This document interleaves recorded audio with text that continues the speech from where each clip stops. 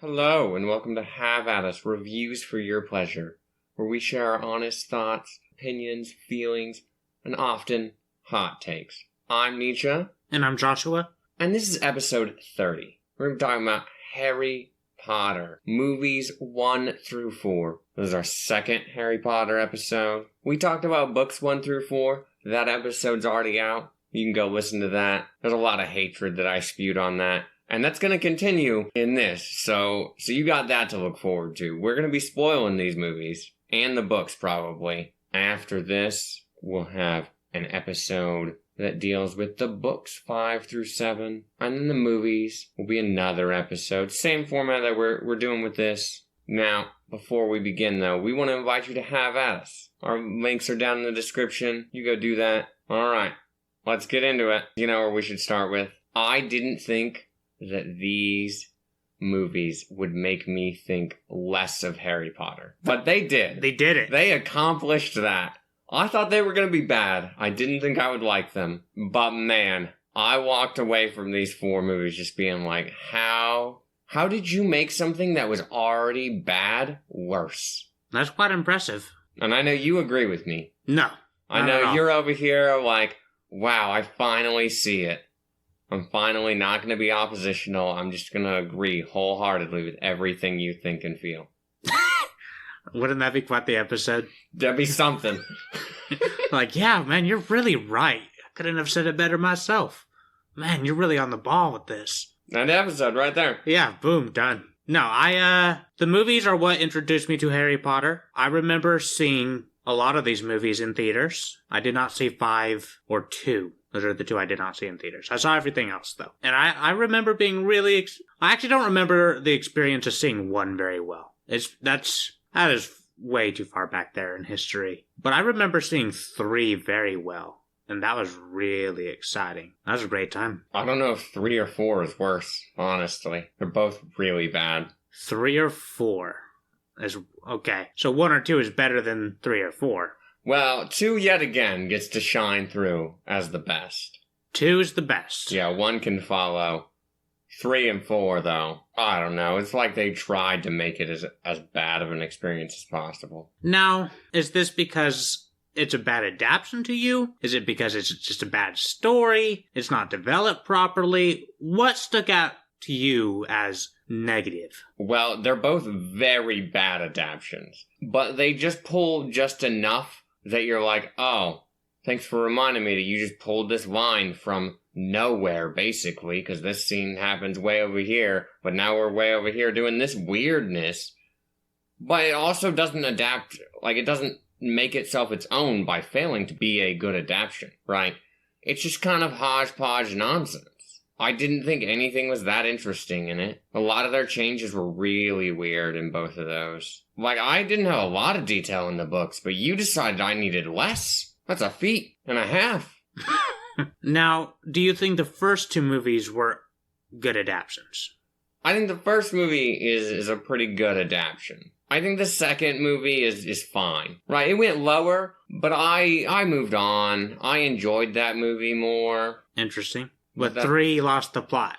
3, I was done. I was so done with 3. Like, I was done having to watch these movies anyway. I was like, oh, why'd I agree to this again? This is not a good idea. Think about how much more educated you're gonna seem. Yeah, when I can tell people that their favorite movie from their childhood is awful, it's garbage, a dumpster fire would be more entertaining than this. You'll be able to say that Harry Potter sucks, and someone will be like, well, have you ever even watched all the movies or read all the books? And you'll be like, I've done both. In a rather short period of time. That'd be something. Be really able to tear down their dreams and their feelings. It'll be a good time. Now, I would say, on a personal level, I think the first 2 movies are good adaptations. They're good, on the same level. Yeah, I think they're both good. Okay. I think 3 is pretty good. Pretty good. And I would say 4 is the last one where I go, this is acceptable. I need you to tell me something right now. I need you to tell me where you find this level of generosity at. Do you have like some pills or some magic drink or something? Because if I had that level of generosity, I feel like my life would be radically different. A lot of this comes down to having seen other adaptations of other properties that I like. Mm-hmm.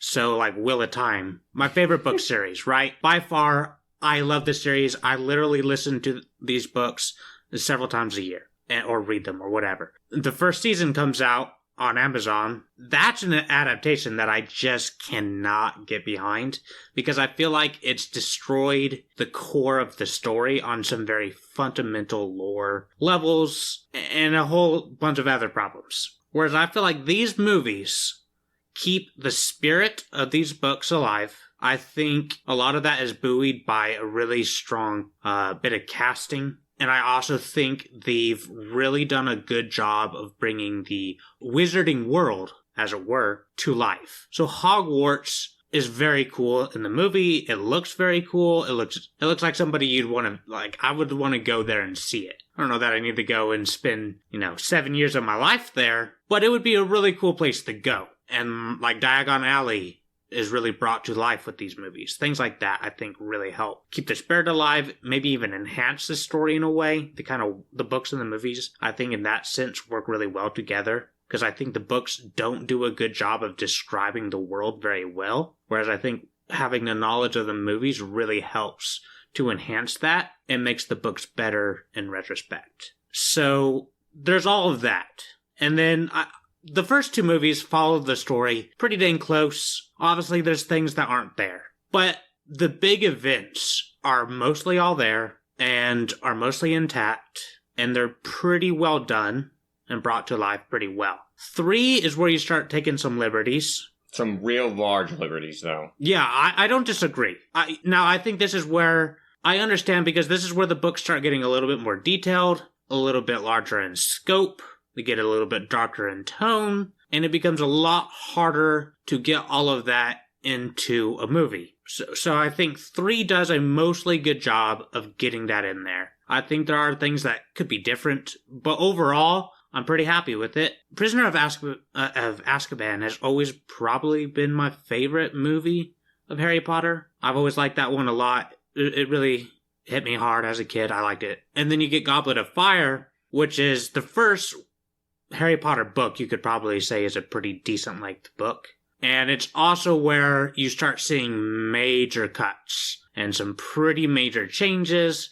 A lot of details start going out the door. A lot of characterization is missed. I'll say the biggest problem I actually have with the 4th movie, though, is I hate how they handled the first trial. That's my biggest problem with that movie, actually, is I don't like how the dragon chases Harry on the broom around Hogwarts. It's really silly to me. I am not sure that we watched the same movie. Like, were you watching something else on your phone over there, or like... That event does happen in this movie, but I believe you could have just pulled that from your knowledge.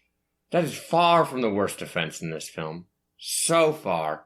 I agree that's really stupid. What is more bothersome? We don't resolve that, right? He grabs the egg. There's a dragon on the loose at Hogwarts, by the way. Yeah.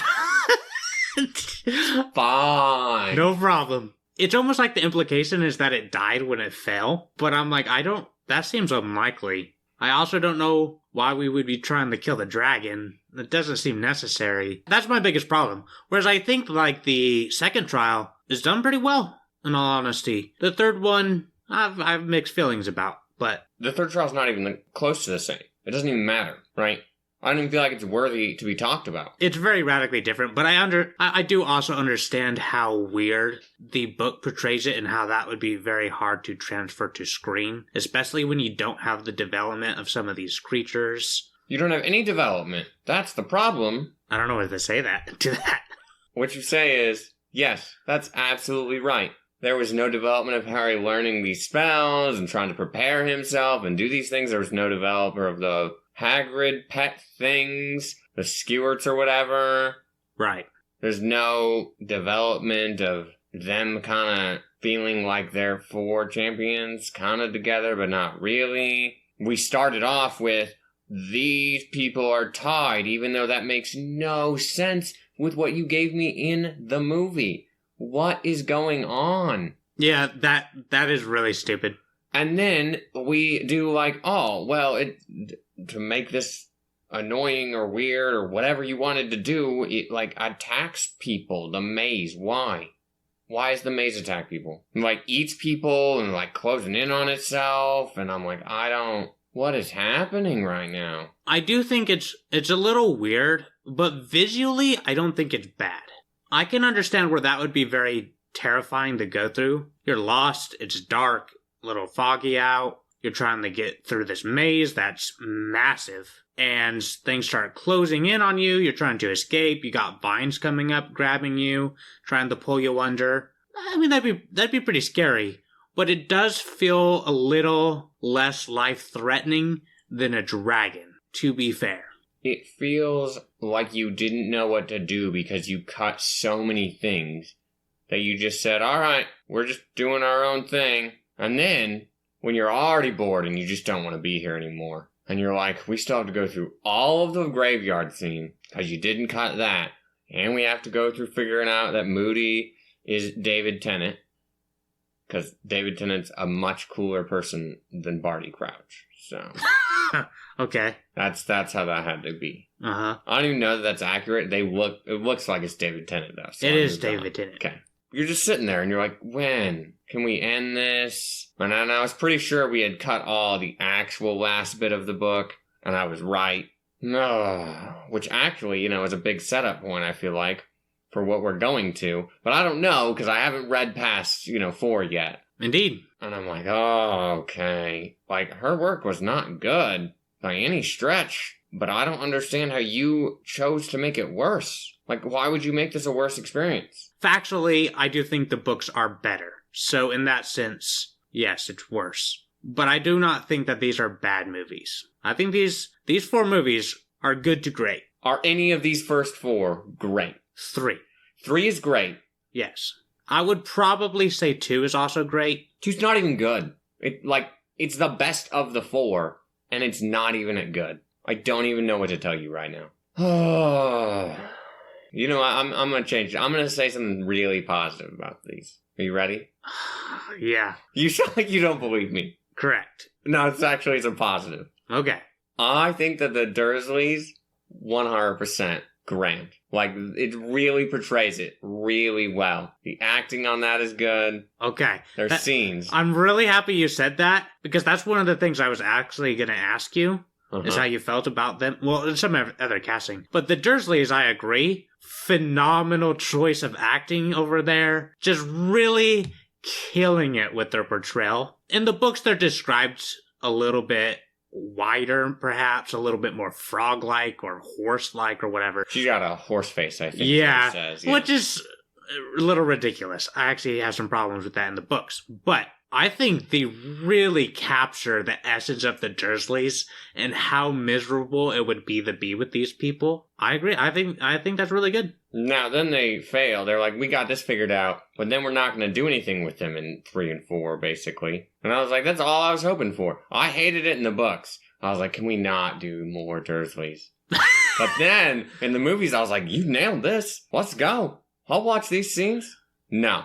Punishment. You only get a little bit of it in the 3rd one, and then you don't see them at all in the 4th movie. Yeah, which would have been the funniest one.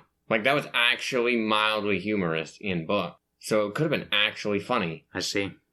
But no, they said, we got stories to ruin, characters to not develop, stories to not write.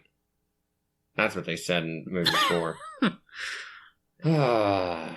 I do think the 4th movie is where you start seeing the biggest hits. And it's been a very long time since I've seen the 5th movie and the 6th one, so I don't remember them super well. But from what I remember of the 5th movie, whew, that's where things just start going like, all right, this is getting pretty tough. I hope that I like the 5th movie. That'd be pretty funny. But we're talking about 1 through 4. Yep. All right. I have very few other positive things to say. You got any important questions you want to ask? Or? Well, while we're on the topic of the Dursleys, I'm going to switch it over, and we're going to go over to the Weasleys. Oh, okay. What would you like to know about the Weasleys? Casting on the Weasleys. How do you feel about it? We could talk about, like, maybe Ron in another point with, like, the main 3. But, like, outside of Ron, how do you feel about them? All right. I feel like they did Molly a disservice. She doesn't seem as motherly or as nice or as good or like as wholesome. It's not really there. Not feeling that. So she's fine, but like the books somehow were better about it. I just don't even understand. I feel floored when I have to be like, well, the books were better. Anyway, Arthur is basically not relevant. Sadly. And he looks fine. Whatever. His voice is fine, which is high praise for voices in these movies. High praise. Fine is exceptional praise. And then we get the twins. Oh, man. Their voices kill everything about it. I hate the sound of their voices. them working in tandem is fine. Like, I feel like they do decent, but man, their voices are basically nails on a chalkboard. And I'm like, you all suck. And then, what do we get? Percy's basically irrelevant. I kind of forgot Percy was even in these movies, honestly, until I had to think through them. So, don't care about them. Percy is shoved further than the back burner. It's very true. So, whatever. He's like a cameo. Ginny, I feel basically the same about Ginny as I do in the books. You could be something, but you're not. And I feel like you're going to be at some point, at least in the books. But, man, why do I have 4 books where you're kind of here if you're going to be relevant? But I feel like she has to be relevant. But when she is relevant, I guess she gets to be in the best movie, so works for her. Okay. So that's the Weasleys, right? It's all the stupid Weasleys besides Ron. Yeah, I don't think Bill or Charlie... Yeah, Bill and Charlie are cut. They don't matter. You might get to see them in the picture that was fleeting, but... Yeah, maybe. Okay. That's what I think about the Weasleys. Okay. Do you have anything good to say about the Weasleys? Of course I do. Because the Weasleys family, as I said before, is the best part. And honestly, the more I think about it, Molly might be my favorite Harry Potter character. Which I don't know how common a, thought that is. But I really like her. Get out. I think she's a good character. She's really great. Leave. I don't need your nonsense. And I think she's portrayed pretty well. I wish there was more screen time with them. I understand why there's not. I get it. But man, I wish there was like an extra 5 to 10 minutes of these characters being in the film. I think that'd add a lot because I think they have good actors and actresses for especially Arthur and Molly, where I'm like, man, you could have really utilized these guys a little bit more because they're really good. And I think they're pretty special characters that I appreciate a lot more as an adult than I did as a kid. But I think they're great. And then, like the twins, I like the characters of Fred and George. But in the movies, they don't feel that relevant, except for like a couple moments. In like the third movie, they give Harry the map. And in the book, but, they give him the Marauders map. That's important. And then in the fourth movie, they're taking bets. That's pretty cool. But you don't really get to see the side of them that's like them being like creative geniuses in a way of like creating all these items and like jokes and playing pranks and doing all these weird things. You don't really get to see that in the movies very well. And so their presence kind of gets lost in the background. They start bringing them a little bit forward in the fourth movie, and it feels almost a little weird because it's almost like they're sharing classrooms with Harry and Ron, even though they're, 2 years apart? 3 years, right? 3 years that's apart? Year 7 for them, because they're done, right? Because in the books, he gives them the money to go start their shop. Well... And isn't that their end of their year, and that's what they're going to go do? No, so the fifth book is them in their 7th. Oh, year. okay, so they'd be 2 years. Yeah, so it's 2 years. So there's a couple years apart, so it doesn't really make a lot of sense. But I do think the casting there, you got actual twins. It makes a lot of sense. I don't have a problem with their voices. I think it's perfectly okay. Ginny, she's not in these movies enough to really matter. She's not in the books enough to matter either, for the most part. Except for 2. Yeah, I mean, she is very relevant in 2, but even then, like in the second movie, she's not in it very much. I agree. Which is very weird. Yeah, Percy, that's a character they're like, we don't need this character. No one cares about this guy. And so, we're basically just making... Like, I think in... What is it, the third movie? He's like, I'm head boy. And it's like, well, I'm glad you said one line this entire movie, buddy. Good job. It's pretty funny. Bad. No, because he's over there saying he's the head boy and you gotta move out of the way when Sirius rips the painting. Right. This is more than one line.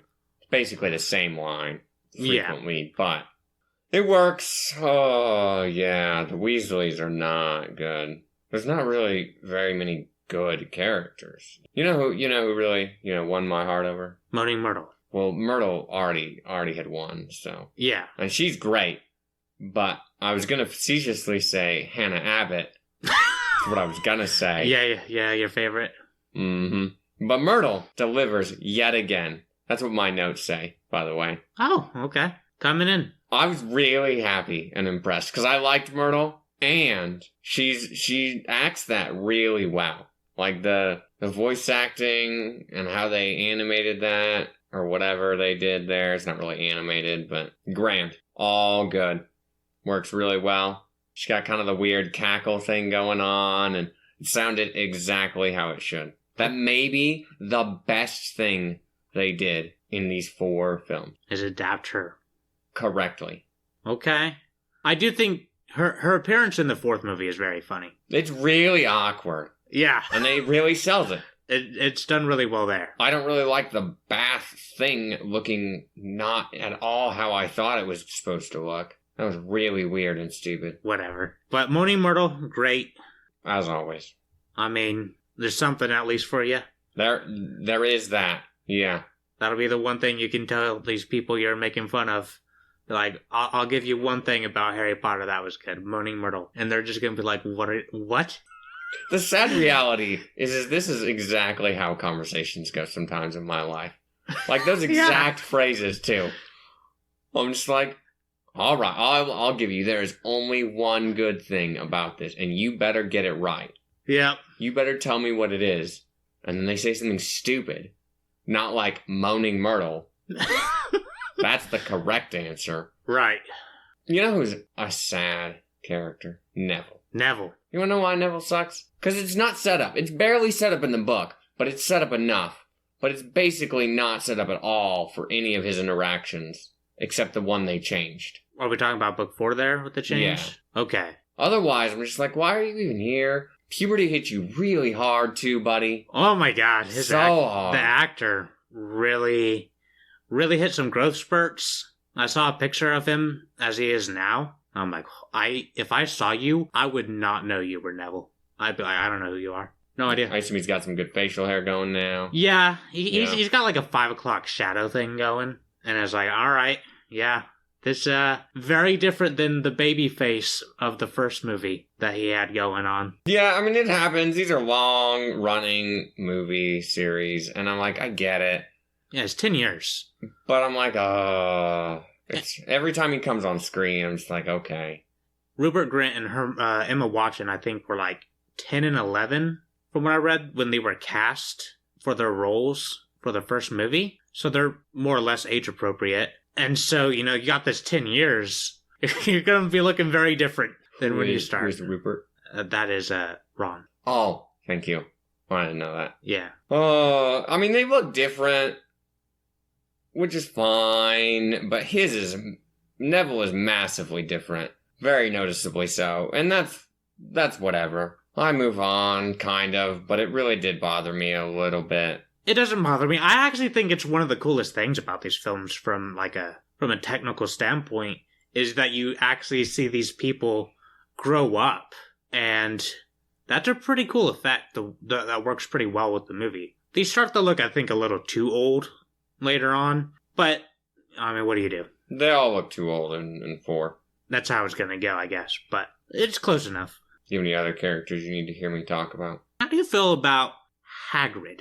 I wanted to believe that it was hard to screw up Hagrid. I did. I didn't fully believe that, and I was right. The voice is just not good. He has such a nice, well-written accent that they're like, no, not at all. No accent, except randomly in like 1 or 2 words. But he doesn't have the full accent. Cho has a better accent than he does. And he isn't even written with an accent. What is happening? Why does Very Pretty have a better accent than you? Hagrid is Hagrid. Like, they didn't really fail to make it work with how he is in the book. But the voice thing really bothers me. Does it? Yes, because people need to have the voices that you write them with or that I put to them when I read it. And in this case, she wrote him with an accent, and it needed to stay. Well, he is written with a very distinct accent in the books. That's very true. I think if they had him talk like that in a film for children, I don't know that would have been a good idea. I think that would have been a bad idea, actually. I think it would have been really hard to understand him. He's not that hard to understand. For what you could say would be like an 8-year-old who grew up in America, where there's just going to be a big showing, a heavy accent like his would be pretty rough. I think you could get away with it. I think that would have been a problem. Well, it's a problem to me talking about it now. So, failure number 1. Yeah, I mean, I'm sure when they wrote this movie, they were like, oh crap, we're really going to disappoint Nietzsche. They did, because the world revolves around me. That's true. That's why there's so many things that suck, because people are saddened that it revolves around me, so they make things that suck. That does make a lot of sense. Yeah, you can take that to the bank. This is the most solid line of reasoning. Very much so. Anyway, now, Hagrid. That's my opinions on Hagrid. I think he's a great choice. Is he on stilts? Do you know? I don't know. I have to assume so, because he's kind of got a bit of a gait going, and he's super tall. He's a big dude, big old beard. I think that appearance-wise, they really got him down. Yeah, because he's actually described. It's hard to fail when you actually describe something. It's not impossible. Oh, yeah. I would not put it past these people, but... True.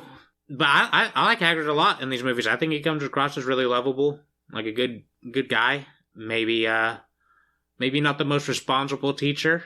Yeah, but that was clear in the books. So. Yeah, I mean, but I think it's a good portrayal. I like him a lot.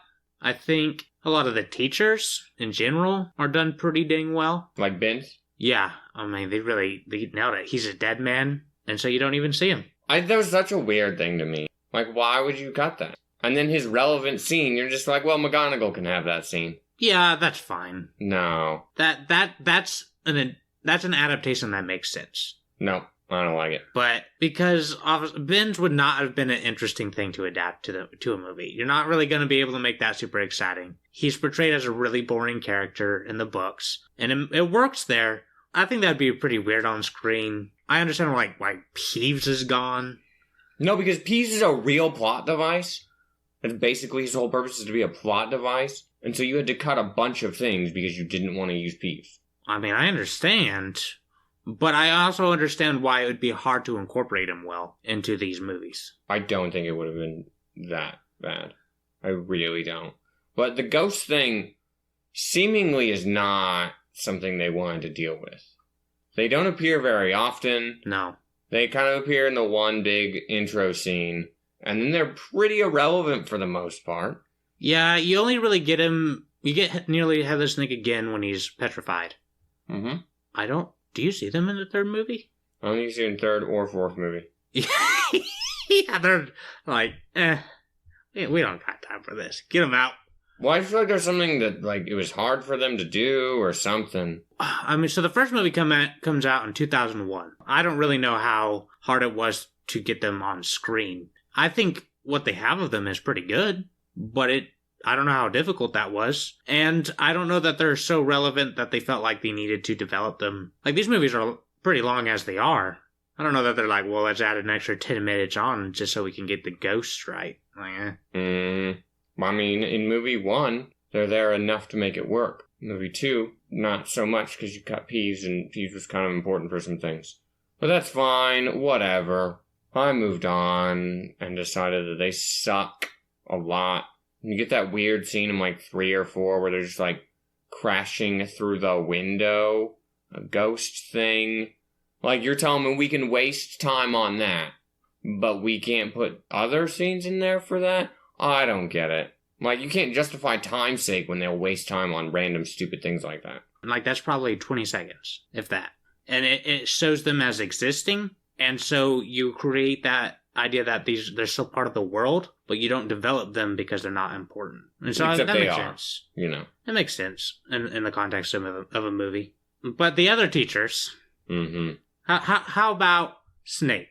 You know what I have to say about Snape? The only teacher the only teacher who actually nailed how to do the voice. I don't understand. I don't understand how everybody else decided to fail. It was like a conscious choice. Who's the actor for Snape? Alan Rickman. Alan Rickman. This man's dead, right? I think he died in 2016. Okay. At least he has that going for, or had that going for him. The cadence is right. His voice is spoken right. It all makes sense and works. He's not as much of a jerk, because he doesn't get the scenes to shine and be that much of a jerk in the movies. True. But it definitely works with Snape. Now, it's pretty easy to just, if you nail the mannerism and the voices like you did, it's pretty easy to just do whatever else you're supposed to do, I feel like, at that point. Mm-hmm. So that's fine. Snape is fine. He saves himself. He's a good casting choice. He comes off as unlikable and a bit of a dickhead. I wish there was some more with him, because he can get pretty dang nasty in the books. Just really vindictive and really cruel to some of these kids. And we never quite get that, which is a bit of a shame. But I wonder if they're like, all right, we don't want to go that far, maybe. I'm not really sure. Well, I just wanted the, beaver teeth scene with Hermione. Where he just is like, I don't see no difference. Because I think you really could have sold how mean that line was with the visual. I just could have had some, real beaver teeth going. Oh, my God. And he's just like, I don't see any difference. Savage. It is savage. It's so mean. But, didn't do it. I was hoping they would keep that, and they didn't. Too bad. Yeah, that could have been pretty funny. But then you get, McGonagall. Sometimes McGonagall works. And other times, I just don't understand. Why did we settle for, your voice fluctuations are magical? They're not even understandable as to how you went from this scene to this scene, and your voice is radically different, even though we're in the same... I don't understand what you did here. It happens multiple times with multiple people, too. Well, I think it's supposed to show, a different level of, sternness sometimes, or characterization, using the voice. You don't get to say 3 sentences, and all 3 of them are in, a different cadence and in a different tone. That doesn't display that to me. For a woman who's in control of herself, and very stern and no-nonsense type woman, I don't understand how you, did that. But Dumbledore has the same problems. Now, there's 2 Dumbledore actors. Okay, well, they probably both suck. You didn't like either one? Apparently not. I didn't see the difference. I think 4 is probably where the difference is, I assume. But... Nope. Okay. 3. So the actor, Richard Harris, played Dumbledore in the first 2 movies. Mm-hmm. He then died in real life because he was an old man. Mm-hmm. And then he is replaced by Michael Gambson. I think I said that right. Mm-hmm. And he portrays Dumbledore from then on out. I mean, it looked slightly different, but I just assumed that was a failure on their part to be consistent. Because they don't want to be consistent about a lot of things. No, different actor. Okay. Well, it looked different in 4. In 3, I made no difference. Made no notice of the differences. So, I don't know, but it's bad. And I don't think it's an actor change bad for, these line delivery things. I think it's just really piss poor direction. And I'm like, great, good job. Why don't you fail at more things? But yes, back to McGonagall. We can go back there. Her best scene is with Moody, where he turns Draco into the ferret. And that scene was not great except for her, basically. That scene was worse than it was in the book. And it was a decent scene in the book. But she came in and she really nailed just how awestruck she was. And just no, I am in charge. But even though I'm not really in charge of you, she might be, I don't really know what her assistant headmaster position really gives her, but... And then at the end, she's turns to the scene and she's like, shoo! And I'm like, yeah. It was very believable. But Okay. that was basically the best scene with her. Okay. Other scenes were either mediocre to bad. Interesting. I didn't really know how to feel about McGonagall, to be honest with you, this watch through. I don't know that I don't think it's a bad portrayal, but I don't know that it's exactly how I picture her. Because the movies kind of so we're displaying a bit more emotion more frequently. And it's not that she's this emotionless, heartless person, because she does clearly display a lot of heart and competitiveness with some things and whatnot in the books. So I think that's accurate, but I think they went a little too far with her, maybe, in these films. She should have been a little bit more stern, a little bit more strict, maybe. It's not quite there. Like I said, I don't think it's bad, but I don't love it. And I'm going to throw you a curveball here, Nisha. I'm not going to be surprised, but let's hear it.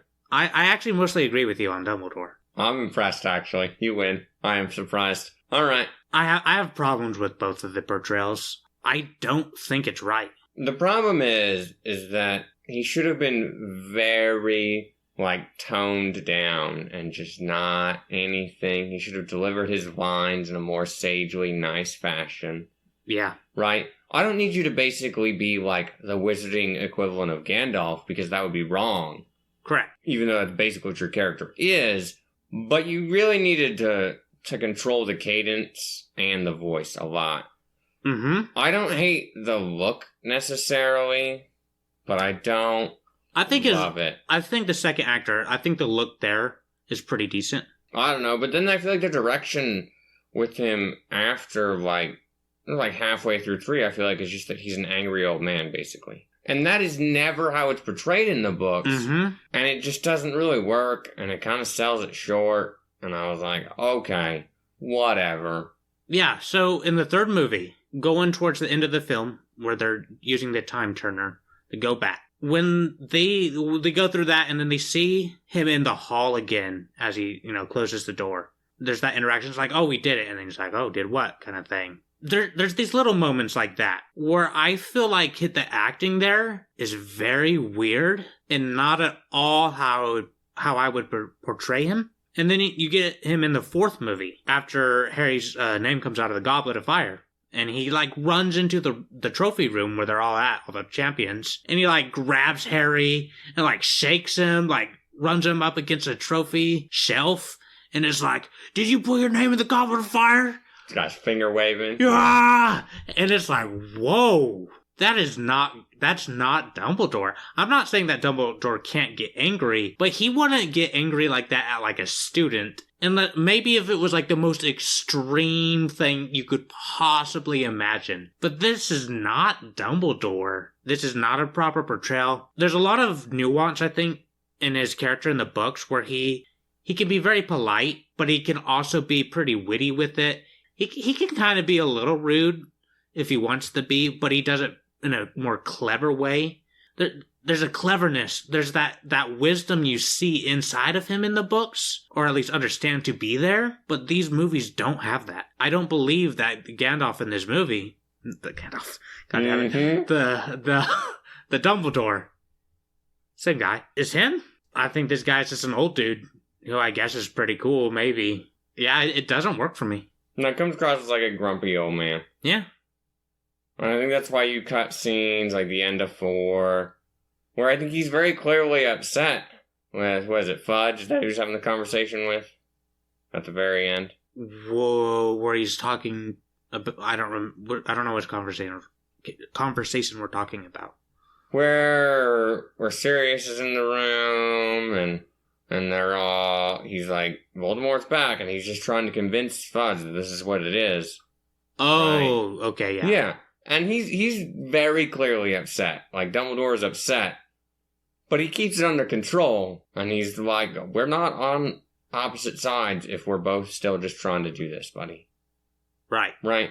And it's the delivery of it, at least in my head, when I read it, is not him, like, being angry or whatever. But I don't know that you could have done that scene in the movie without it coming across as angry, because they didn't know how to direct that. I think Dumbledore is one of the weaker parts of these films, which I think is a shame. He's clearly like a really important figure in these books, but man, not the best. I mean, he's an important figure, but he sucks.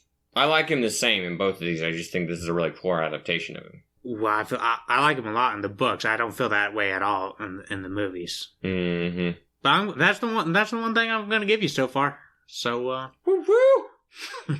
Making it.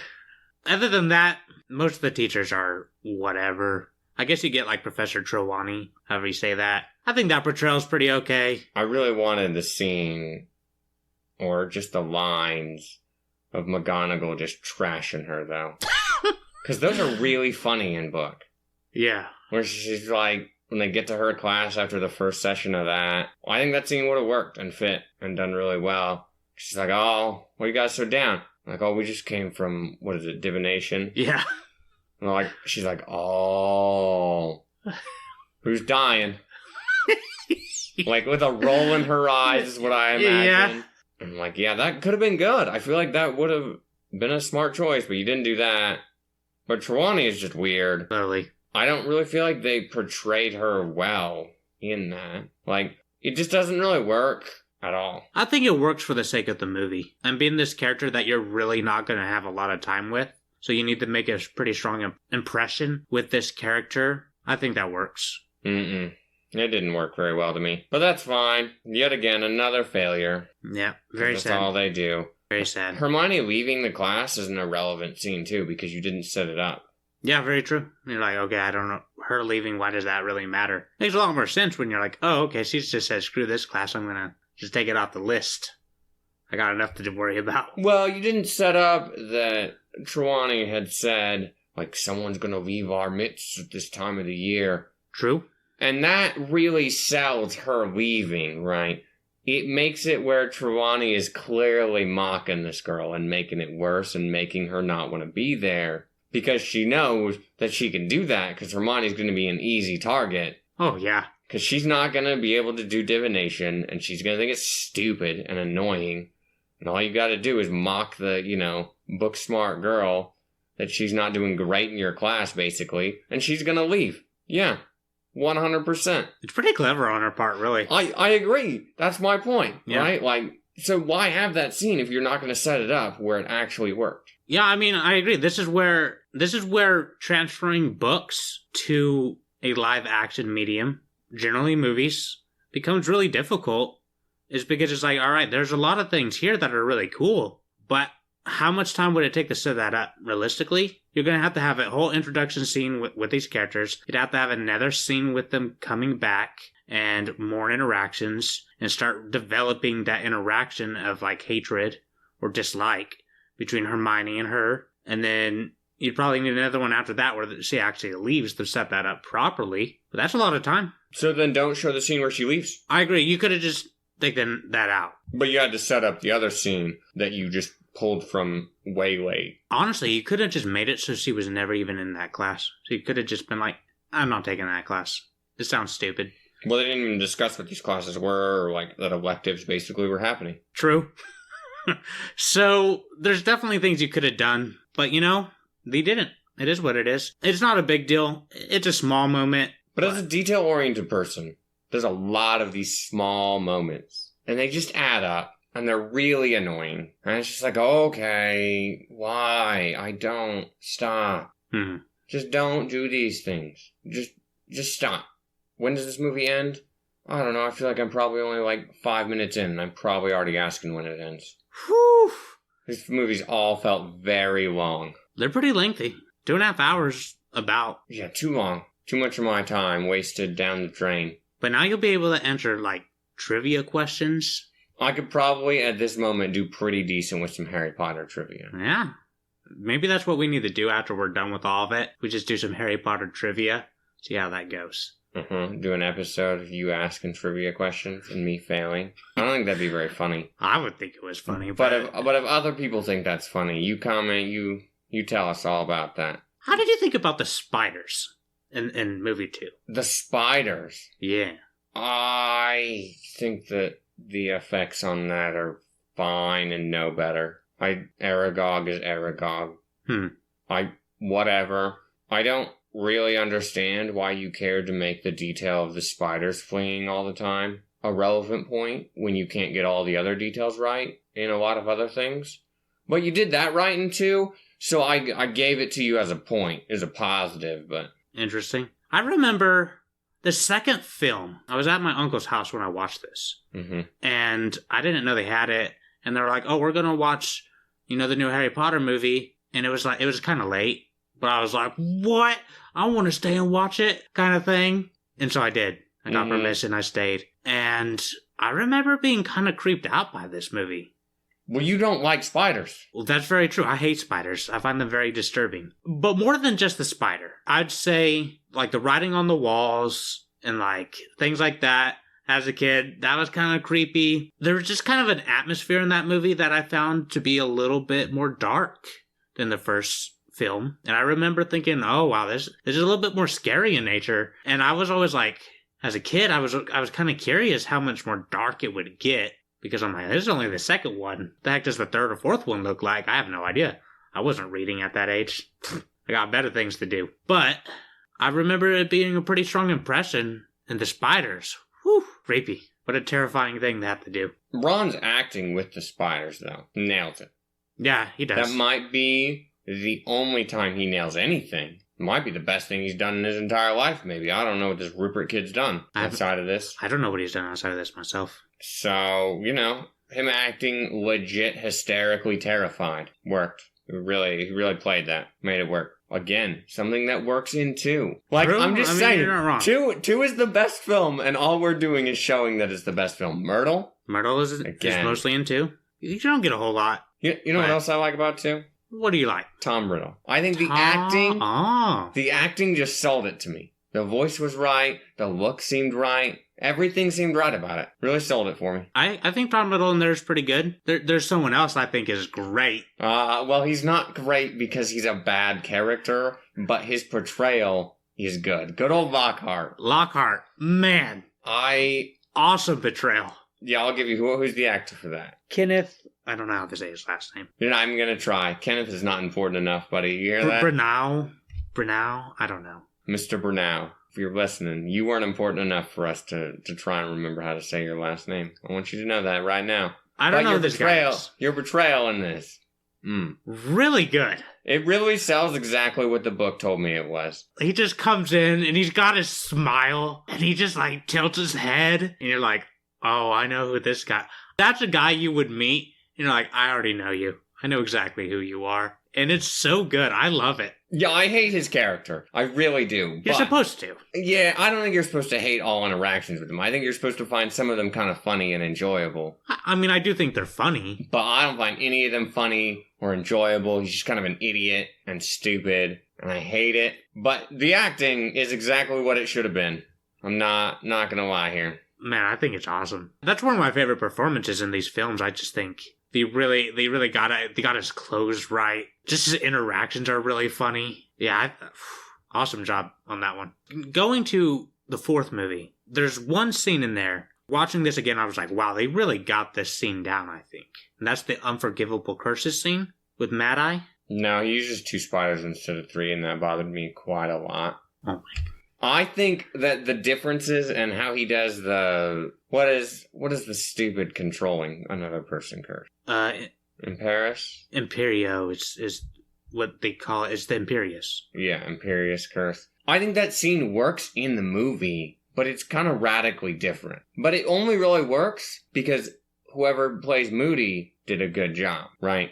He comes across as very intimidating. Like, this guy is gonna mess me up. It's not the intimidation, it's that he takes the fact that he is seen as kind of a crazy guy, so he's flinging this spider around like a crazy guy, and then he slams it into the window. You hear the thunk? Yeah. And then his cadence changes, his voice lowers, and he's like, oh, or should I make him drown himself? And he just lowers it ever so slowly. That only works because Moody made it work. I think the book was fine. Like, the book made it work. What I like about this, though, is I think it teaches us, the audience, if you've never read the books before, you don't know about these curses, right? You come in, and I think you come out being like, I understand what these curses are, and that they are not pleasant, and they're pretty jacked up. And I think that scene really captures that. I think it's a pretty lengthy scene for, a teaching. A lot of the classes in these movies just don't really exist. We don't really spend a lot of time in class. It is what it is. But this is a case where we're in class, and it's the way that he has, like, Neville interact with it, and then uses the Cruciatus curse, and then the way he uses Avada Kedavra on it. And that's what I like about him using the one. That he uses it for the 2 things, he brings it back and then just kills it after all of that, which is, it just feels really dark. It is dark because he's just being mean. And I just don't feel like it was the same in the book. I feel like the book, he was trying to actually be a decent teacher and have a good teaching moment just with no regard for what the rules really were on his teaching position. Well, which is different. Versus here, I feel like he was really trying to make this big grand point and kind of be a jerk. I just think it worked really well. I really liked that scene. I thought it was awesome. The way he walks over to Harry, it's like only one person, only one known person has ever survived this, and then just looks at him. He doesn't say who it is, but, as the audience, we know. Harry recognizes this. That's a good interaction. It teaches the audience really well, pretty quickly, and makes a strong impression with them. And I think that's a cool scene. Because they don't use Dobby here, which is a letdown. Yeah. Dobby's not used very often, and he's pretty frequently in these books after he's introduced. Which is, I think, unfortunate. But I like how he used Neville in here. I actually think that's pretty cool. Because in the book, right, he gives Neville the book, and then that's still relevant to the plot, but it feels very distant. It doesn't feel as good of a setup, whereas in the movie, I think it's a better setup and payoff. Well, it would have been fine in the book if she had even given it just a one-line deal of, Neville, when he comes up with his two people, is like, oh man, you used Gillyweed, I read about in the book that Moody gave me. That was really cool. Where'd you get it? And just spewed some facts for us or something? Yeah, anything, right? Even if you just had the one line that he acknowledges he knew about it, it would have worked, but you didn't do anything with it. And Dobby just randomly saves the day. It doesn't really work there. Everything else with Dobby, I really do think works. But, no. Dobby goes missing, It is what it is. He's in the second movie, though. They didn't cut him out of that. I don't think you could have. It'd be difficult. They could have tried, though. They could have tried their hardest. I mean, you cut the letter that he, should have received after Dobby messes with Harry. You don't get the letter, you don't get any setup for that, which fails to set up 3. It's a whole deal that I was not happy with. I'm not disagreeing. I don't know. I just feel like she does decently enough at setting things up and foreshadows everything in the world to its detriment. Yeah. But then these movies are no. I see that you did all the hard work for us, but we got hard work making your property worse. But I guess we should talk about the trio. The trio, huh? The Doug trio. That's what I like to hear. We'll start with Ron. We're going to start with Ron. All right. Yeah, we'll start with Ron, who has no setup, 0. In the books, he's set up, and I understand that he feels really ashamed of being poor and being, the youngest of the male children and all of this, and I kind of get some of his interactions. In the movie, we just said, well, Ron's a jerk a lot, so he's only a jerk. That's all he is in the movies. And it's okay, whatever, you suck, I don't really care at all. I can see where you're coming from with that. Even in the books, he can be a bit of a dick. He is frequently a jerk in the books. Yeah, it's not false. But I definitely agree that it makes a lot more sense in the context of his environment growing up and the expectations probably placed upon him. And then his closest relatives being who they are. I can understand a lot of Ron through that. But I agree that missing does hurt him quite a bit in these films. I don't think it's necessarily bad. I think he's fine with his acting here in these films. It's not super consistent, but it's also, that's pretty much a problem for all the kids. They're also pretty young when they're starting and get a lot older. Things are going to be different. I understand that. I can forgive it. Of the 3, I do think Ron is the weakest, though. He is on the same level as everybody else. They all just kind of suck. Move over to my good friend Hermione. Good old Granger. I just think that her acting really doesn't sell her, ever, at any point to me. Her voice is wrong, as per the normal in these. It just doesn't sound right. She doesn't kind of sound like a know-it-all. I think she does in the first film. She kind of sounds bratty. She sounds like a know-it-all for 2 lines, but not all of them. And it's just kind of okay, I guess. But her and Ron's weird, flirtatious interactions are way, way bigger deal in these movies. And that doesn't help either. They definitely ham it up a little bit. And it's really weird and annoying. And I didn't like that either. But she just doesn't feel like the same character to me. And I didn't really like her in the book, and so I still didn't really like her here. Her best thing is in 4 with Spew. That's her best thing? Yeah. Okay. She's passionate about freeing the house elves, and she kind of has to, deal with the fact that maybe she's a little wrong. Now, in the movie, the best thing that was going for her is not really for her or about her. It just relates to her. And that's my good friend, Crookshanks. Whoever found this cat or picked this cat out, A+. Yeah. That's exactly what that cat should look like. Got the really lots of fur around the face, so his face looks super sunk in and grumpy and just like the meanest cat imaginable. Okay. Just mangy. It worked. I really liked it. Okay. I think the cat's a good choice. Other than that, I got nothing else on Hermione. It's hard for me to really say, because I really liked Hermione a lot when I was a kid. She's your waifu. I know. Well, I didn't use the term waifu back in, 2005. Yeah, but you would have. I don't think I would have. But I did find her, really attractive and cool when I was younger, right? There's a bit of that nostalgia for a younger me that I find endearing. And so it's really hard to be unbiased. And so I do like her portrayal. I think she comes across as smart. Is she as much of a know-it-all? No. Do I think you needed to do that? No. Yes. I don't think you needed to. Yes. I think it would have been good because I think that's one of her more negative traits in the books is that she can be pretty know-it-all. She can be a little bossy about it.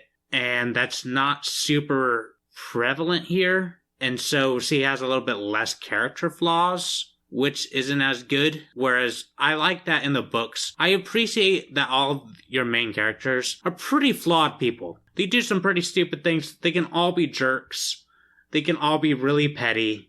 They all make some pretty big mistakes. They're flawed people, which is, I think, good writing for what story you're trying to make here. Whereas I don't think she comes across as flawed in the films. It's like, okay, especially in the third film. It's like, I have this time turner and I've been doing this perfectly. I know everything. Yeah, it's not perfect, but I think it's a good portrayal. I think Emma Watson does a good job here. The acting is fine. We need to talk about the time turner scenes with her. Those are all not good. Because they're either wildly inaccurate or they're just stupid. They're not done well. I don't like them. I think they're pretty good. They work for me. Mm-hmm. You don't have to lie. You can be honest. Just because she's your waifu does not mean that you have to defend her. She's not my waifu. I guess we gotta talk about... the man himself. Harry Potter. The boy who lived. Oh, yeah. The acting is not good. It's the biggest problem. I feel like, yeah, he's the main kid and you get a decent amount of scenes right, line-wise and stuff, but his line delivery is bad. His presence in scenes is generally bad. He just seems so inexperienced and not good. And I get it. You're 10 or 11 and it's difficult. And you're not a bad child actor necessarily, but you're not decent by any stretch. I would disagree with that last point. As a child actor, I think he is decent for the first 2 films. I think after that, he's getting a little bit older. I think his acting starts to become worse. And from what I recall of some of the later films, I remember thinking it's bad and thinking, oof, not great. I don't think it's a problem yet in these films. I think we're passing the goal with the first 4 movies. Maybe it's a pretty close call. You're hitting that enraged timer, but we're clearing the fight. Any other visual examples you want to throw in here? No. Okay. It's not great. I'm okay with it. I think it works. I do think he looks I think he looks like Harry Potter, but it's pretty hard to disassociate him as Harry Potter. He is basically the face of the franchise. This man, Daniel Radcliffe, for the rest of his life will be known as Harry Potter. There's no way he ever escapes that. Now, he seems to be pretty gracious about it, which is good. He's not like Han Solo. Where he's just this curmudgeon old man who's like, don't you dare talk about that movie I started. He's a bit better than that. But I do think his acting is, it becomes a bigger problem later on. It's fun here. I like his interactions with, Ron and Hermione. I think they're pretty good. But I do think his facial expressions can be really weird. He's not good. I could just tell you things that suck about him, but I won't continue on down that road. I've made my point. That's fair. Why beat the bush? It's already been beaten. Yeah. You know who else isn't a good actor for the role? Who's that? Sirius. Sirius is connected to Harry, his godfather. Gary Oldman. Interesting. Gary Oldman. Gary Oldman's a failure. That's what I'm learning. Has Gary Oldman done anything else that I would know? Have you seen the Dark Knight trilogy? I saw one of them. He's in that. What is he in that? Gordon. Oh, I don't know. I don't remember that well enough. Maybe he does good there. I don't remember it as a bad portrayal. Sirius, though, in the books, I read him as a little bit unhinged, but he's pretty sane. He's got it figured out, but in this, he basically comes across as wholly unhinged almost all the time. And it doesn't work for me at all, right? I see what you're saying. And I think they kind of took, like, the scene where they finally, find Peter. Peter Pettigrew. Yeah. And they took, like, the one line where he's like, I did my waiting in Azkaban, 12 years of it. And they took the spin on that to be, like, crazy. And then they're like, that's his whole personality right there. I feel like they built his personality off of this. And it didn't work very well to me. I do think that line is delivered pretty well. The whininess in his voice, which I clearly get is purposeful and supposed to be there, wasn't working. It wasn't doing it for me. I didn't take it. Peter, though. How you feeling about that? I liked that a lot. Oh, okay. I think that he is exactly what he was supposed to be, and he still kind of acts like a rat because he's been a rat for 12 years. That'd probably do some things to him, man. And I'm like, I believed that. I really liked that. It really worked to me. He's basically not there on screen enough for it to matter. True. But it works. It's a plus for, plus sake. When you're just scrounging for something. I wasn't really scrounging for anything, but, especially when you're in contrast to, like, who else do you get in scenes? Buddy, you get Lupin. Oh, yeah, that was a bad choice, wasn't it? You're not feeling that one, huh? He, I think, does what he was told to do.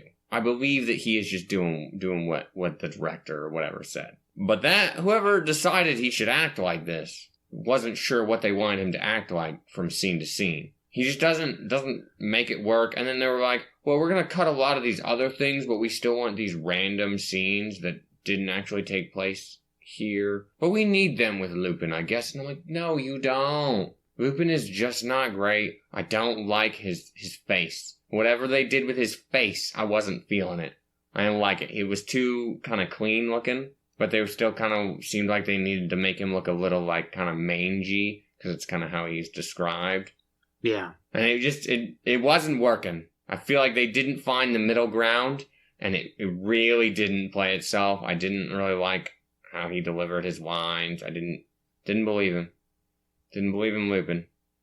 That's interesting. I hated the werewolf thing.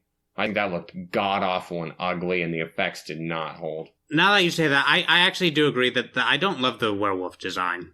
It's a little weak. I think they got Sirius Black in his animagus form down. I think that works. They described him as like a really big dog, and I'm thinking like he's like a Great Dane, but a big black hairy dog. And that's not what I got. That'd be yeah, something. That's what I thought, right? Especially when they're like, he was there to kind of keep, Lupin in check and do his thing. And I'm like, yeah, you gotta be pretty big and cool. And in the book, there's probably basically a throwaway line where he's like, me and James chose to be bigger animals. And James is a stag. Nicely, we don't care about that line. That's an irrelevant point in this movie. I'm like, it's a one-line thing that gives a lot of significance way later. But okay. Yeah. Okay. Just suck. That's fine. But that is what I envision. I'm, like a dear big status type thing. And he just wasn't that. It holds up. The effect does hold up. He doesn't look bad. It's just not what I wanted out of him. I see what you're saying. I think it works. I think he was big enough. I think the werewolf, not a great design. It is different. So there's that. But I don't love it. It's a risk you took when you didn't need to take it. Yeah, true. I, however, had a pretty strong impression of Lupin from when I was younger, and I always liked his look. So I always see it and have a positive feeling about it. But that's nostalgia and bias coming into it. I don't really know that I could say anything otherwise. But I guess that pretty much covers. Is there any other characters that you need to talk about? You're feeling something about? I have two things that I want to go with here. First thing, Buckbeak does hold up pretty well while we're kind of still on the vein of effects. Okay. Buckbeak is decently holds up. I don't think that they utilized those scenes well or made that work. I don't really like the changes at the end of 3 at all. I think those were really weird. But that's fine. I don't know why you felt the need to do weird things for no real purpose. Okay. But Buckbeak holds up. I can agree with that. And I want to go back to Barty over here. Barty the Crouch? tongue flick thing Oh. and like the snake-esque tongue movements, man, nailed it. Yeah, it is I don't really know. good. I don't think that's even in the books, but he really kind of sold how demented and crazy he was with this weird tick. Yeah. Like, I don't know whose idea that was, No idea. but execution of it, grand. David Tennant, good guy. He's a good actor. I think every little clip I've seen and things I've seen with David Tennant have all been like, man, you're good. Yeah. Like, buddy, solid actor. Feeling good about David Tennant. Very fair. I will say, as far as effects go, though, the first movie with Neville on the broom, oof, looking a little rough. All the effects were really rough in that. Looking not great.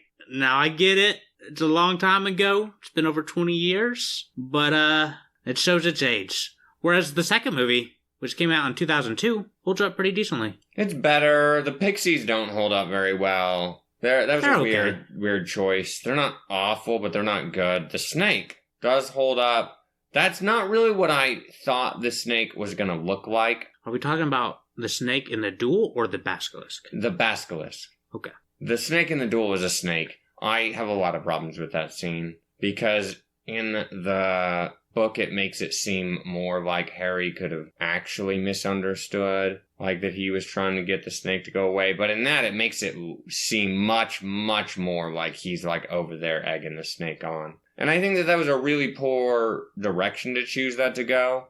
But that's what everybody in the scene in the book thinks. Yeah, but the snake is already after him. He's already up there and looking like he's going to strike, and then Harry comes over. Oh, I see. See, and that's a massive shift in how that scene would feel. Okay, I see. Because the snake is there. He hasn't turned really to this person. Right. And then Harry's like saying all these things, and the snake is kind of like acting like maybe he's still going to strike. I see what you're saying. I think I agree with you. Yeah, I don't think that was a good scene direction on that. Anyway, the basilisk, though. Looks pretty good. I think it looks fine. I just thought it was gonna look more like a big, giant, normal-looking snake. No, not really. And that's not what I got. It's not described in book, and they had complete, creative freedom, and that's fine. It just wasn't what I thought it was gonna be. The biggest deal here, why did you change the line after his eyes are pulled out to it can still hear him? Right? That makes zero sense. Snakes don't have ears. The basilisk isn't said either way, but she clearly is operating on that because she says you can still smell him. Right. I think it really comes down to they wanted to have a bigger scene here as the climax of the movie. They wanted to have a bigger chase scene with them in the sewer, and he has to throw the rock to create a distraction, yada yada. And so they did that to better create that. But it doesn't make sense because even if he does have ears, he could also still smell. And you would think he gets pretty damn close. You'd think he'd be like, oh, that's definitely a person in front of me.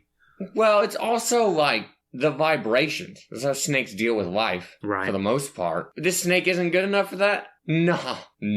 I don't know. It's also weird when he comes back up out of the water and the whole dramatic deal of them like fighting up on top of the statue thing. And that whole scene really just isn't directed well at all. Because in the book, like Harry, dispatches the snake with the help of Fox and that whole thing, and it's kind of like, okay, but now he's gonna die, and he's like, you got like no time to live, and then he's mocking the bird. He's over there mocking Phoenix or Fox for like crying on him, and it really sells that he has just not thought this through. He doesn't remember the fact that he's basically just getting healed, and he's kind of and then he gets it, and he's like, oh, what the heck? And he lunges. That scene works really well in book. I really liked that a lot better. Whereas this, I was like, okay, I guess. I see where you're coming from. I think there's definitely some pretty valid criticism with the smell versus hearing thing. It is weird. It's clearly a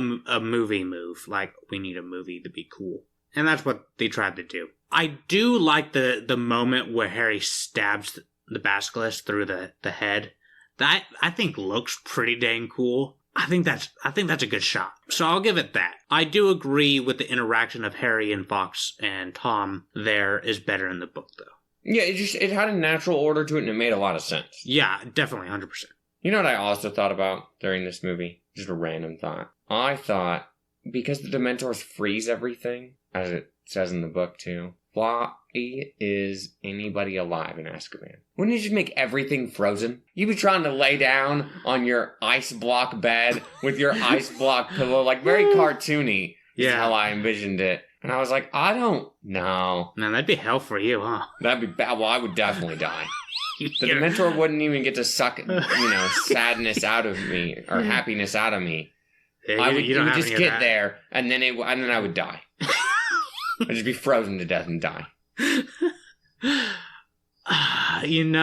I've never thought about it. It was just a thought. I wrote it in the notes because I had that thought, and I was like, you know what? Yeah, I don't know. Man, that makes no sense. All right, moving on. It's out in the middle of an ocean. Maybe that makes a difference. It's like the sea air fucks it up. I don't know. Guess. It's a funny point though. I've never really put a lot of thought into that.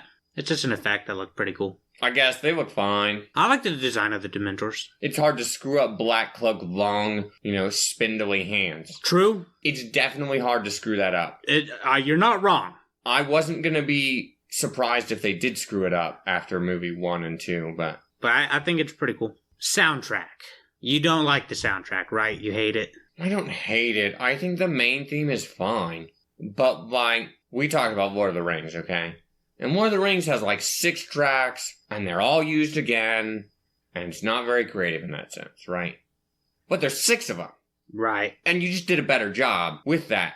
But here we got 1 track. We got 1 track, and it will be used for every single thing. And I'm just like, please, anything. Their mood music is fine. It works most of the time. It doesn't always work. It's not always really that good. It really fails in Quidditch. Now, Quidditch is a whole failure. We'll get to Quidditch. We'll hear your thoughts about the soundtrack, and then we'll go to Quidditch. I can't even remember the music that was playing in Quidditch. It just tries to dramatize it way too much. Okay, yeah, I don't remember. The main theme, super instantly recognizable for me, right? It is. I recognized it, and it's fine. It works, but... Now, I know the 4th movie is where you finally get a different composer, and I do think that's where you start getting a little bit different sounds. You get the choir thing. Yeah. And I just thought that was a weird scene, but whatever. You also get the victory cheer theme thing for the trials and stuff playing at the end. Yeah. That was different. I'll give you that. So you get a little bit of that. I guess in the 3rd movie, you get, the choirs with the frogs and stuff. You start adding a little bit more in there. I think that's nice. But I mean, the main theme, instant classic. It is really good. It's a tone, everybody knows it, and that's that. I mean, there's something to say about that. I don't have a problem with them using it frequently. It kind of reminds me of Star Wars, where all the titles, title scrolls, whatever the hell those are called, in the films, they all have the same track playing. And it works, it's recognizable, it's part of the franchise. I think that's good here. We always have the title screen come up, Harry Potter and the blink. And we got your memorable theme coming in. It works pretty well there. I agree that it's not a very diversified film when it comes to its music. But it doesn't bother me. It bothers me a lot as an auditory person. But the difference between this and Star Wars is the same yellow text. Yeah. Scrolling through space. 100%. If you have the same music for the same, movie trilogy, okay. I'm moving on from that. And we've talked about Star Wars. You can hear what I actually think all about the Star Wars music. But this has different scenes playing in the beginning. And different things are happening. And we still have to use the same theme. Yeah, that's fine. You have to move on. You have to realize what mood setting is and use it appropriately. And they do sometimes. The music is basically wholly forgettable. Except that they use this scene too many times and I started to really hate it. But I was done with it by the end of the second movie. Yeah, I'm sure. Which didn't help going after the second movie, where I'm like, please stop. Okay. I can't wait to watch 5 because I don't remember this film very well. Oh, this is going to be good. I'm excited when we talk about 5 through 7. But now we've got the soundtrack out of the way. So now we can get to lawlessness. It's the Wild West. And we all know what I'm talking about. Quidditch. I don't understand. I didn't get how I knew less about Quidditch in the movie than I did in the books. And the books are piss poor about it. I went on a whole tangent about it last episode for this. Let me tell you. You go listen to that, or you've already listened to it. But, man, it's bad. It's just no rules. 0 rules. There's no penalty shots. There's just, like, booing when someone does something unsportsmanlike, I guess.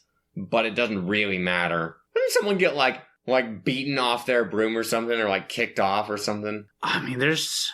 Wood is knocked off with from one of the beaters. No, is it... I thought he got pushed off.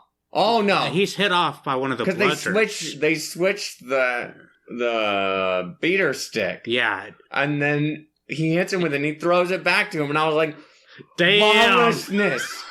Oh, my God. Yeah, it's the Wild West out here. The only rules we know, how to score. Everything else, don't die. That's the rule. Win, don't die. And if that's actually the rules, I mean, I can respect it. Except that the book says there's like 600 something rules. Yeah, I know. And there's penalty shots in the book. It's definitely like a dramatization of Quidditch, trying to make it exciting for film. And I think in film it works, but only on a surface level. You definitely can't question it. But it's pretty funny. It works, I think, if you're engaged in the sport of it. Right. I think if you're someone who naturally kind of can enjoy sports, you're fine. But I am not one of those people. I gotta understand what's happening and have the details and all these things. You need the play-by-play. And it's just not there.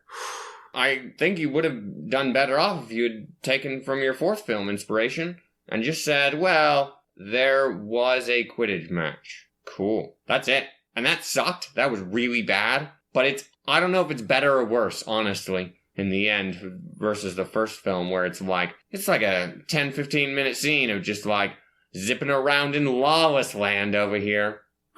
I see what you're coming from. I do. But I think the portrayal of Quidditch is exciting. I think in the first film, that might be the best one. Just because I love the idea of standing up on a broomstick like that and then grabbing the snitch. I'm like, man, that is terrifying looking. But you probably look like a badass out there. You're the youngest seeker in history. That's not true. He's the youngest seeker on any of their teams in a century. Yeah. Or whatever. And it's like, you're looking pretty cool. You're looking pretty snazzy. You look like you've earned your spot. And I think that comes across really well. It's a cool scene. I like the books a little more in that it makes more sense.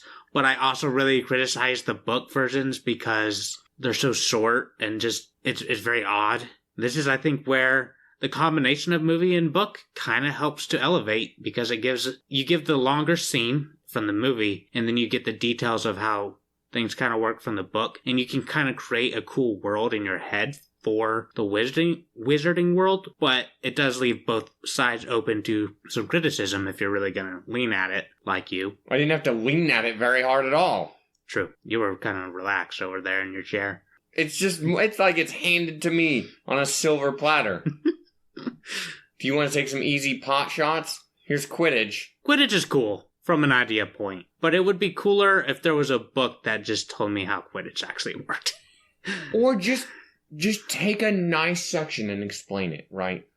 Again, Harry is a blank slate. I just didn't get it. You know what else, along with Quidditch, failed for me? Woods. Oh, really? His character? He's not there a lot. Yeah, he's barely but there. He didn't feel like a big sports, like, Quidditch fanatic, like he is in the book. He just felt very much like, here's a guy filling a role. Saying the lines. I think it works in movie. It's not a great portrayal of the character as who he is, but I don't think it's a bad job for the movie. I mean, it fits, the sad, movie that it is. Well, I feel like we went through a lot of things. I've got some miscellaneous things that I want to go through. And that is the biggest one to me, in movie 1 at least, is that people are like, oh, look, it's Harry Potter. And then you pan the camera to Harry Potter, and you know what's covered? His scar. His dang scar. Yeah, they're looking at his eyes, obviously, man, and the glasses. Lily Potter's eyes? Yeah. Great. Like, how do you fail at that? I feel like this is just, like, basics of building the film. It's funny because you get Ron, who asks, like, oh, do you have the scar? And then when he shows the scar, it's like, whoa, wicked. And it works because it's like that proof, and he asked for the proof, and he got it. But he's the only character. Everyone else is like, oh shit. And then Hermione comes in like a second later and just looks at him and is like, oh, you're Harry Potter. Okay. Oh, yeah, that bothered me so much. I need you to explain to me what the basilisk eats as well. Like, you get the like, rat skeletons all down there, but I'm like, this thing is pretty big. And I get that snakes can survive a long while on a meal, but I feel like it needs something bigger than rats. And wouldn't it eat the entire rat and just digest the whole thing? I mean, I don't... Do the bones get pushed back out somehow? It's not a real creature, so I don't really know. You could kind of probably do whatever you wanted. I don't know. I could have used something about how it ate. It's been 50 years. I agree. And longer than that, because it's been there since the beginning. Right. Well, the Chamber of Secrets has been there since the beginning. Yeah, with the snake in it. We presume. You don't know that necessarily. You could argue that the snake came in some other time, but... I understood it that, like, it came in with Tom. No, because the legends are that, it's filled with a monster.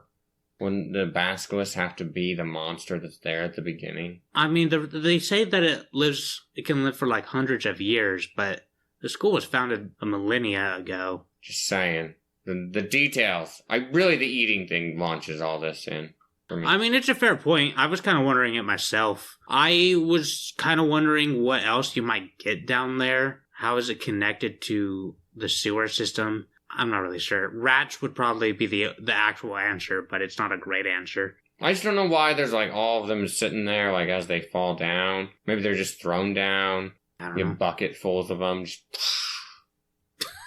Lottery system. Oof. Whoever makes it past the snake lives. Well, maybe. The snake takes up the entire length or the entire width of the hole. Sucks to be you. Yeah, maybe it just doesn't need to eat at all, and it just, kills for pleasure. Also, the pipes are the size of the snake. Yeah, so I wondered this when I was a kid, actually. I was like, how the hell does it fit through the pipes? It's not that I don't question how it fits through the pipes. I question how it moves. Because snakes slither. Yeah. Right? I don't know. I mean, for all the good things 2 does, the basilisk, you really dropped the ball. Yeah, I mean, it's fair. It was the last thing I have to bring to you here. I'm excited. Let's hear it. You better defend this. Okay. All right, it deals with my favorite character. Very pretty. Okay. Good old Cho. I don't understand why they changed the scene from him having to call her out from the middle of her friends. Because the teenage angst of this whole section is right. It's there. It's pungent. You get it. I got it. You shoved it in my face. But then that scene just changes the whole dynamic, and I just think it would have fit so much better with what they already had. So I'm gonna tell you how I feel over here. Mm-hmm. I think the scene they give in the movie worked pretty well, because I actually think that this is a moment where Daniel is coming in and doing a pretty good job and showing that nervousness, and he asks the question really quickly. He looks nervous, he sounds nervous, and it comes off as pretty authentic. The few times I've ever asked a girl out, that's definitely kind of how I felt. I think it really captures that teenage feeling of nervousness pretty well, and I think you wanted to focus in on the character there and get it through, and you kind of want to show Cho in this bigger light and really kind of show a lot of light on her and get a good interaction just between those two to kind of establish some kind of attraction there. And I think it does a pretty good job. Also, the Cho accent. Again, I just want to go back here. I was just like, why? Why does she have this accent? It was so weird to me. It was very jarring in scene. I thought it was fine. The accent's fine. It works really well. Whether she speaks like that in real life or not, she nails the accent. But, man, it was jarring because she isn't written with an accent. I don't know. The weird scenes where they, know that he's staring at her and giggling, and I'm just like... Oh, that's awkward. Oh, why would you not just add the scene where he pulls her from her friend group? I didn't get it. Well, I didn't get it. But those are all of the things that I felt were most important to bring up. We've covered my notes. Do you have anything else that you need to bring in? Any miscellaneous points? Any other random questions? Nothing I can do without spoiling later books and or movies. Okay. Well, it's been a nice pleasure hating on Harry Potter. It's always fun to hate on Harry Potter. We're going to do it again in 2 more episodes, I feel like. Unless it pulls itself out there. I can't wait for the comeback story.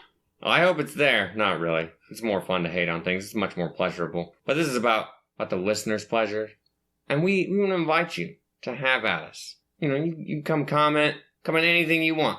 Tell us how much you hate us. Tell us how much you agree with me. Because I know you all agree with me. Because I'm a righteous man and in the right here. Suggestions. What you liked, didn't like. Anything. You can share random facts with me. I'll take those. I have an absence of facts in this, so you go ahead and give those to me. You subscribe, share this. Social media links are in the description.